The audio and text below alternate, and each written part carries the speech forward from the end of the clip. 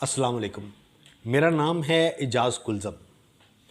एक morning show में बेगम बल्कीस ईदी से सवाल किया गया कि अपनी ज़िंदगी का कोई दिलचस्प वाक़या सुनाएं। तो बेगम बल्कीस ईदी हंसने लगी और बताया कि एक दफ़ा मैं और ईदी साहब सखर जा रहे थे शादी पर। रात का पहर था तो एक मुकाम पर डाकुओं ने हमारी कार को रोक लिया और ईदी साहब को बाहर निकाल लिया।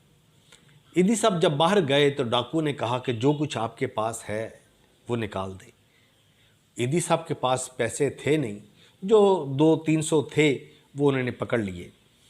एक डाकू ने टॉर्च की लाइट से ईदी साहब की तरफ की, उनको देखा तो बहुत हैरान हुआ और भागकर एक कार की तरफ गया जिसमें उन डाकुओं का सरदार बैठा था। तो उसने कुछ उसके साथ बातचीत की तो वो डाकू भी भागता हुआ वहाँ आ गया। उसने जब रोशनी में ईदी साहब को देखा तो माजरत की, माफ़ी मांगी और डाकुओं से कहा कि जिन जिन से भी आपने माल वगैरह छीना हुआ है उन सबको वापस कर दें, क्योंकि वहाँ और भी बहुत सारी कारें खड़ी थी, लोग उन्होंने पकड़े हुए थे, वो सबको पैसे वापस कर दिए गए।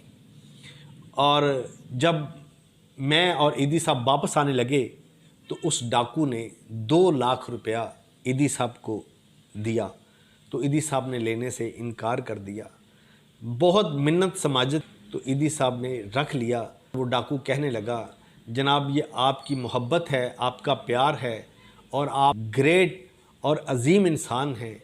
जब हम जैसे गुनहगार बदकार लोग मर जाते हैं पुलिस मुकाबले में तो एक आप ही वाहिद हस्ती है जो हमारा कफन दफन करते हैं, नहीं तो हमारे अपने रिश्तेदार भाई बहन हमारी लाश लेने के लिए नहीं आते।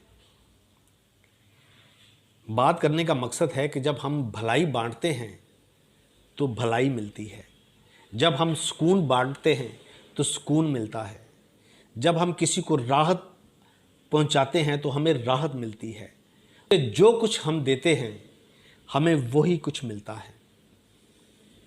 कहने का मकसद ये है कि अपने इर्द गिर्द देखें, लोगों को, बहन भाइयों को, रिश्तेदारों को, और उनके जो मसाइल हैं उन पर नज़र दौड़ाएं और जहाँ तक हो सके उनका मदावा करें। अस्सलाम वालेकुम।